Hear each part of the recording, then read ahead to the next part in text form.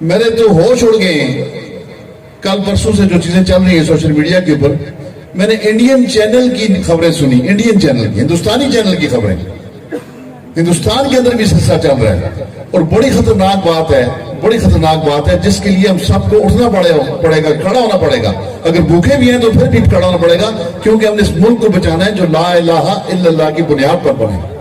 International atomic energy کا director آج پاکستان کے اندر موجود ہے, آیا ہوا ہے. انٹرنیشنل اٹامک انرجی کا ڈائریکٹر اس پاکستان کے اندر موجود ہے, اور اس کی جو مہارت سمجھی جاتی ہے وہ یہ سمجھی جاتی ہے کہ وہ نیوکلیر پاور کو ختم کرنے میں بڑا ماہر ہے. اور انڈین ٹی وی نے شہباز شریف کی تقریر ایک دکھائی, شہباز شریف کی کسی محفل کے اندر. شہباز شریف کہتے ہیں کہ ہمارے ایک ہاتھ میں ایٹمی طاقت ہے اور ہمارے دوسرے ہاتھ میں کشکول ہے, تو یہ آگ اور پانی کتنے وقت تک ایک ساتھ چلیں گے.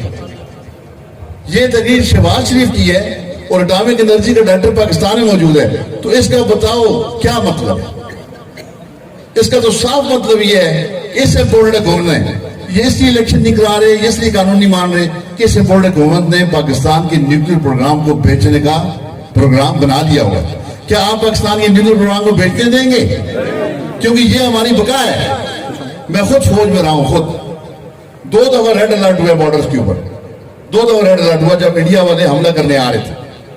میں جب خود فوج میں موجود تھا تو اس حملے کو روکنے کا ہمارے پاس صرف ایک ہی طریقہ تھا کہ انڈین ایمبیسڈر کو اٹھا کے لے کر گئے کوٹا, وہاں پر اس کو میزائل دکھائے کہ یہ ہمارے میزائل ہیں, یہ ہمارا ایٹم بم ہے, اگر آپ ہم پہ حملہ کریں گے تو ہماری پہلی آپشن آپ کے اوپر اٹامک حملہ کرنا ہوگا.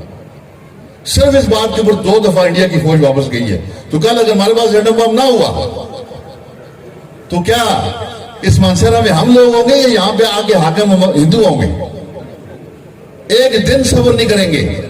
کل ہمارے پاس اگر طاقت نہ ہوگی, ہمارے چوکیدار اگر ایسے ہوں گے جو اپنی بندوق بھیج دیں گے, تو پھر ہمارے لوگوں کا, ہمارے ملک کا کیا حال ہوگا؟